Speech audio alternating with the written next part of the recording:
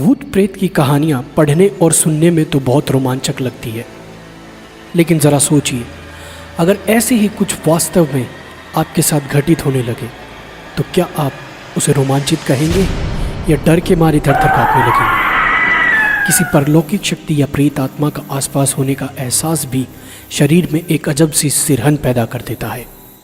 तो ऐसे में जाहिर सी बात है, जब आपका सामना ऐसे किसी ताकत से हो जाएगा तो आपका रोमांचक वहीं दम तोड़ देगा। वैसे तो कहने को बहुत सी ऐसी जगहें हैं जहां यह माना जाता है कि आत्माओं का वास है। कोई वीरान और अकेला घर हो या एक लंबे समय से खाली पड़ी इमारत। इसके अलावा वह स्थान जहां किसी दुर्घटना की वजह से भी किसी की जान गई हो, उसे भी हम योग्य नहीं मानते हैं कि हम वहां जाएं, क्योंकि जिन लोगों की जान दुर्घटना में जाती है उनकी आत्मा को मुक्ति नहीं मिलती और वे भटकते रहते हैं। कहने को तो बहुत सी जगहें हॉन्टेड या भूता कहा जा सकता है, जहां प्रमाणिक तौर पर कहा जा सकता है कि उस स्थान में कुछ न कुछ गड़बड़ तो ज़रूर है, और वह स्थान है राजस्थान स्थित भानगढ़ किला। यह वह स्थान है जिसे पुरातत्व वैज्ञानिकों ने सामान्य नहीं माना है।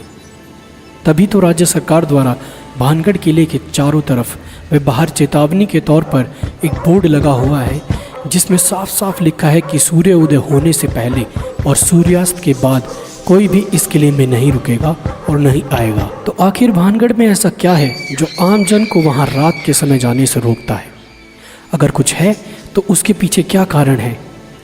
हालांकि कोई भी पुख्ता तौर पर वहां घटने वाली दुर्घटना का कारण नहीं बता पाया, लेकिन स्थानीय लोगों के बीच प्रचलित है कुछ कहानियां जो साबित करती है कि वहां कुछ ना कुछ तो ज़रूर हो सकता है। लोगों का मानना है कि बहुत समय पहले इस स्थान पर रत्नावती नाम की बहुत सुंदर राजकुमारी रहती थी, जिस पर काला जादू करने वाले तांत्रिक की कुदृष्टि थी। तांत्रिक ने अपने जादू से राजकुमारी को वश में करके उसका शारीरिक शोषण किया, लेकिन एक दुर्घटना के चलते उस तांत्रिक की मृत्यु हो गई और आज भी उस तांत्रिक की आत्मा वहाँ भटकती रहती है।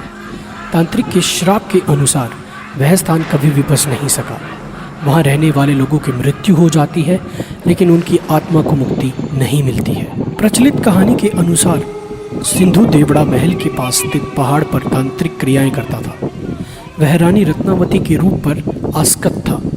एक दिन भानगढ़ के बाजार में उसने देखा कि रानी की एक दासी रानी के लिए केश तेल लेने आई है। सिंधु देवड़ा ने उस तेल को अभिमंत्रित कर दिया कि वह तेल जिस पर भी लगेगा उससे वह तेल उसके पास नहीं आएगा।